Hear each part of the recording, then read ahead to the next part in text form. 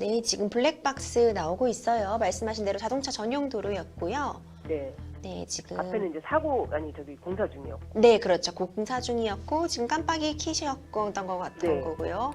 여기서 지금 사고가 나신 상황인 네네. 거죠? 네, 네. 네, 후방 저는 카메라 영상도 같이 한번 볼게요. 네, 이렇게 사고 처리하는 지점 지났고 붙으시면서 갑자기 여기서 네, 네 차가 맞습니다. 저가 들어왔는데도 뒤에서 더 빨리 오는 거예요, 저렇게. 네, 조금 더 속도를 내면서 뒷차선도 네네. 같이 들어오는 거 보고 옆으로는 또 큰 트럭이 대형 네네. 트레일러 트럭이 지나가고 있고요. 저희가 또 블랙박스 영상 같이 보니까 지금 말씀 주신 상황이 어떤 상황이었는지 좀 더 이해가 되는데요. 옆에 지금 김지진 변호사님 함께 자리하고 계시니까 좀 말씀 나누면서 이 상황 과실 비율 적절한 것인지 한번 좀 판단 나눠보도록 할게요. 네, 안녕하세요. 김지진 변호사입니다. 네. 네, 안녕하세요. 예, 안녕하세요. 그 내용 잘 들었고요. 네. 예, 이게 일단은 제가 그 사안을 보니까 이제 IC 쪽으로 빠지는 쪽으로 이제 주행을 하시고 계셨던 거죠. 네네네. 인터체인 빠지다가 이제 이게 빠지는 길이니까 다시 이제 본 주행 차선으로 이제 들어오시려고 깜빡이를 켜고 들어오신 거잖아요. 네, 맞아요. 예, 그래서 요 내용을 봤는데 일단 기본적으로 이게 제가 여쭤보고 싶은 게 일단은 조금 뭐 다치시거나 이런 부분이 있나요? 쪽이? 차가 예, 예. 그날 이제 저는 이제 차를 내려서 이제 볼 수가 없어서 차를 뺀 상황에서 이제 저희 동생이 네, 저쪽 차도 이제 사진을 찍고 저희 차도 이제 사진을 찍고 다 이제 확인을 했어요. 네, 네, 네. 그리고 이제 보험사에서도 이제 차량 상태를 어느 정도는 이제 확인을 했겠죠. 오셨던 분들이. 네. 근데 저쪽 차는 그냥 슬며시 갔다가 붙인 거예요. 제 차에. 네. 황 밟은 것도 아니고. 네, 네, 네. 그랬으면 오히려 더 놀랬을 건데 네. 저는 그냥 주행을 왔다고 생각했고 주행을 하고 있는 중에 그 차가 와서 그냥 옆에서 그냥 딱 붙여버리니까 깜짝 놀래갖고 차를 세웠는데 네. 뭐 차 문을 열으니까 차주가 쳐다보고 있더라고요. 네, 네. 그래서 이제 차를 빼서 보니까 저 차도 상처 난 거는 그닥 많지 않아요. 정말 차 수리를 하기에는 너무 비용 부담이 아까울 정도로 저쪽 차량도 그랬고 제 차량이 오히려 더 저쪽 차선이 지나가면서 긁은 부분이라서 네, 네. 오히려 더 많이 그렇게 된 상황인데 네. 차주가 계속 그렇게 얘기를 이제 한다 이거예요. 그래서 이제 제가 그러면 저쪽 블랙박스를 네. 저는 분명히 차선 변경을 하겠다고 신호를 한참 전부터 켰고 저쪽 블랙박스를 볼 수 있냐 그랬더니 저쪽에서는 공유를 원치 않는다는 거예요. 네. 네. 그래서 저쪽 지금 그 보험사도 저쪽 블랙박스를 아직도 확인을 못한 상황인 거예요. 네, 네. 현장에 나오신 분만 본 거지, 그러니까. 아. 그런데 현장에 나오셨던 담당자분이 저쪽 블랙박스를 보니까 신호등은 처음부터 계속 켜고 있었어요, 제가. 네, 네. 네. 그게 맞다고 하더라고요. 그리고 안전선 그 점선에서 시작한 것도 맞고. 네. 네. 근데 이제 저 차가 뒤에서 너무 빨리 오니까 네. 지금 갑자기 저가 다 들어왔는데 갑자기 빨리 오잖아요. 네, 네. 그렇죠. 그러니까 이제 네. 그 부분이 그렇게 일부러 온 것 같고 아니면 제 생각에는 보험사에서도 아마 그 뭐라 그러지? 주의를 제대로 안 본 거 뭐라 그래. 그런 것 같다 이렇게 얘기를 하는데 차주는 자기는 아니라고 우기는 거죠. 그러면 뭐 사람이 다치거나 이런 일은 없었나요? 크게 부닥친 게 아니기 때문에 다치진 않았어요. 아. 그날 저 차에 동승자가 둘이 있었고 저희 차도 동승자가 둘이 있었어요. 네, 네. 네. 그런데 차를 다 빼고 나서 저희는 동승자가 있는지도 몰랐어요. 근데 차를 다 빼고 이제 현장 출동자 확인하시는 분들이 왔을 때 그때 차량에서 두 사람이 나오는 거예요. 네, 네, 네. 한 초등학교 한 5, 6학년 남자아이랑 여성분이 나오시더라고요. 네. 그래서 보니까 그분은 보험사를 통해서 들으니까 아이는 조카고 여성분은 형수였다고 얘기를 하더라고요. 네, 네, 네. 근데 차주는 화요일 날인가 이때 병원에 가서 입원을 했대요. 네. 그리고 동승자분들은 두 분 다 병원 치료를 받고 있고. 그래서 저도 너무 억울했고, 네. 그래서 저도 이제 병원을 갔었고, 네. 그래서 이제 그쪽 그 보험사 분한테 제가 누구 편이 아니라 블랙박스를 본 입장에서 양쪽 블랙박스, 우리 거는 공유를 했고, 양쪽 블랙박스를 본 입장에서 제가 얼만큼 100대 0으로 우길 정도로 그거를 맞냐 이랬더니 저분이 말씀을 잘 안 하시는 거예요. 네. 네. 그래서 저는 그냥 이거는 이쪽 저쪽 편이 아니라 인간적으로 생각했을 때 이게 맞는 거냐. 저는 분명히 그렇게 신호를 충분히 하고 갔는데도 안 네. 피해주고 끝까지 달려와서 박았을 때는 네, 네. 그리고 어떻게 그게 병원에 가서 입원할 정도의 치료를 요하는 사고도 아니었는데 네. 저는 그게 억울했던 거죠. 그래서 이제 제가 경찰서에 신고했어요. 네, 네, 저쪽에서 경찰서에 신고를 한다고 이랬는데 안 하는 거예요. 네, 그냥 억울한 마음은 제가 더 억울하니까 제가 먼저 경찰서에 신고를 했죠. 네, 네, 네, 그리고 이제 신고를 했는데 지금 이제 기다리는 중이에요. 접수를 해놓고 네. 저쪽 분이 병원에 입원해서 그 서류를 조금 이제 저보다 늦게 제출을 했기 때문에 경찰서에서는 그분이 이제 저쪽 서류를 보고 연락을 주겠다 이렇게 말씀을 하시더라고요. 네, 네, 그래서 이제 어제 연락이 왔어요, 경찰분이. 네, 근데 경찰서에서는 가해자, 피해자만 해줄 뿐이지 다른 거는 해줄 수 있는 게 없다라고 말씀을 하시더라고요. 네, 네, 네. 그래서 이제 그러시더니 이제 하시는 말씀이 다시 수원으로 그 수원 경찰서로 이거를 이관을 해서 진술서를 재차 한 번 더 조사를 요해야 된다라는 말씀을 어제 하시는 거예요. 네, 그래서 네, 어떤 부분에 대해서 그렇게 뭐가 잘못됐나요? 그랬더니 제 차가 네, 저는 그 점선에서 시작을 해서 제가 들어갔잖아요. 네, 네, 네, 그런데 경찰분은 말씀하시기를 제 뒷차 뒷부분이 네, 사고가 났을 때 거기를 충분히 지나쳐 뭐 거기 선을 뭐 물었다던가 이렇게 말씀을 하시는 거예요. 근데 저는 잘 이제 못 알아들어서 네, 제가 이제 보험사를 통해서 이제 이렇게 경찰분이 말씀을 하시던데 이게 어떤 내용인지 근데 그분한테 여쭤봤더니 진술서 쓰러 가서 거 가서 더 자세하게 저한테 물어보라고 이렇게 말씀을 하시더라고요. 네, 네, 네. 그러면서 혹시 확실한 판단은 아직 나오지 않았고 수원에서 진술서를 쓰고 수원에서 이제 다시 여수로 보냈을 때 순천으로 보냈을 때 이제 그때 이제 결과가 나올 건데 네. 순천 경찰서의 담당자 분이 이제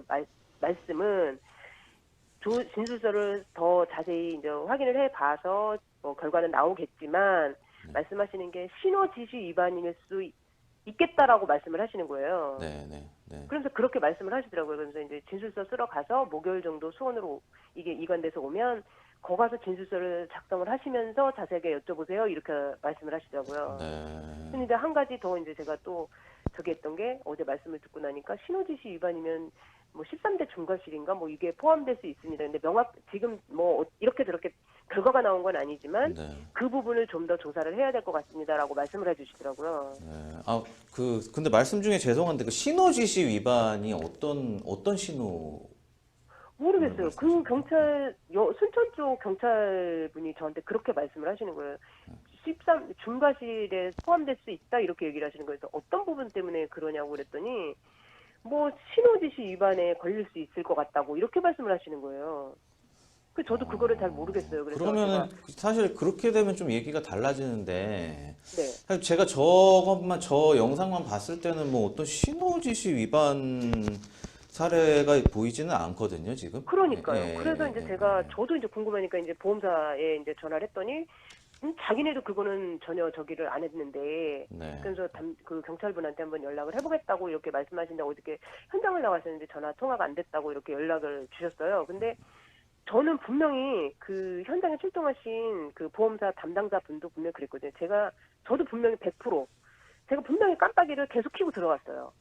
그리고 앞차 한 대 들어갔고 그리고 한 대 보냈고 제 차가 들어간 거예요. 네. 근데 제가 신호 지시 위반이라는 건 제가 깜빡이를 안 켰을 수도 있다라는 얘기인데 저는 깜빡이를 분명히 안 켜지 않았거든요. 근데 제가 지금 많이 후회했던 게 뭐냐면 저기 지금 현장에 사람이 2명 서 있어요. 예, 예. 그 이제 저 공사 관리하시던 분. 예, 예. 그래서 혹시 공사 차량에 블랙박스가 있는지 혹시 알아보려고 그분한테 이제 저기를 했더니 블랙박스가 없다고 말씀하시는데 제가 후회되는 게 저때 저 공사 차량을 확인을 할 게 아니라 뒤차 오시는 분 차량에 안내를 받았어야 됐을 걸 이 생각이 들더라고요. 저쪽 차량이 블랙박스를 제공을 안 하고 있으니까. 그렇죠. 뭐 만약에 뒤차가 있다면 좀 더 이제 명확하게 사안을 살펴볼 수 있긴 한데 일단은 그렇죠.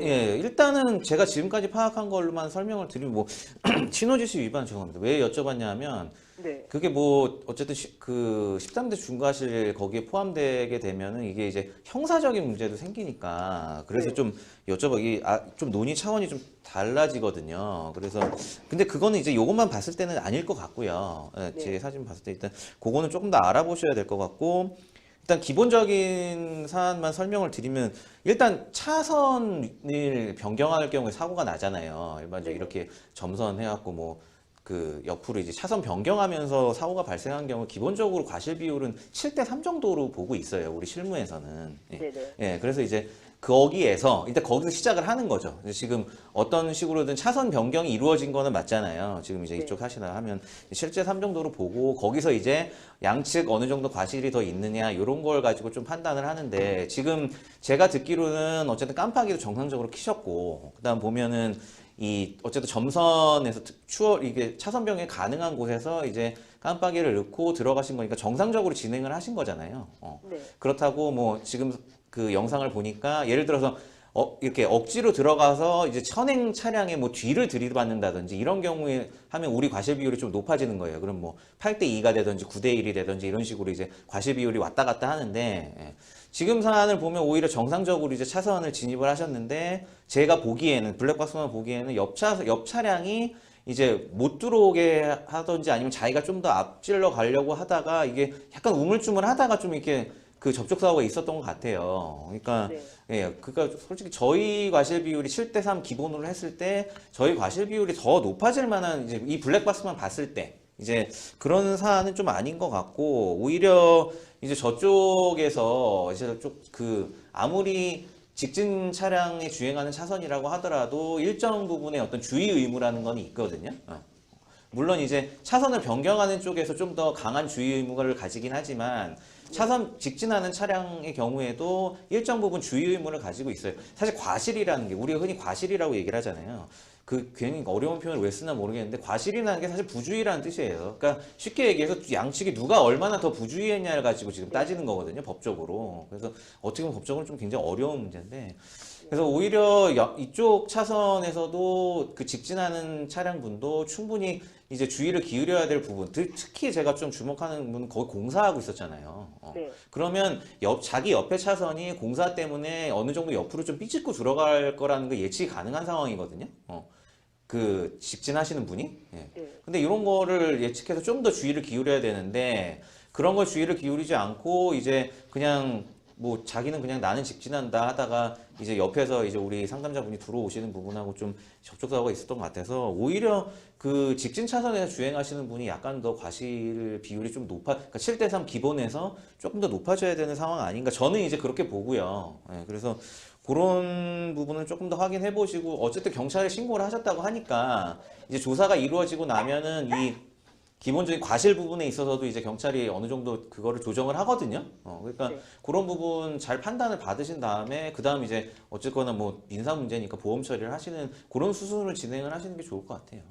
근데 이제 저쪽에서는 네, 지금 또 이제 문제를 삼는 게 뭐냐면 네. 본인이 직진 차량인데 피해주고 안 피해주고 본인 맘 아니냐 이거죠. 아니 그거는 이제 그렇게 얘기를 하니까 예, 일단. 그건 제가 설명을 드렸듯이 그건 이제 어떤 감정적인 부분 법은 사실 그런 데 개입할 이유가 전혀 없고요. 그런 거에 일일이 대응하실 필요도 없고 네네. 그쪽도 분명 주의 의무가 있어요. 아무리 직진하는 차라도 마음대로 직진하면 안 되죠, 당연히. 네네. 그러니까 그쪽도 주의 의무가 있고 뭐 그 경찰이나 보험사도 그 부분에 있어서는 충분히 감안을 할 거니까요. 예. 네네. 뭐 일방적으로 그쪽이 0대 100이다 해서 0대 100이 되는 건 절대 아니니까. 네네. 그리고 제가 보기에 일단 이 블랙박스만 보기에는 오히려 저쪽이 좀 더 부주의한 면이 있었나는 판단도 조심스럽게 드니까요. 예, 그리고 그 부분 하셔서 일단은 경찰 그 진술을 잘 하시고 거기서 과실 비율을 적절히 인정받으시고 보험 처리를 하시는 게 제일 좋을 것 같아요.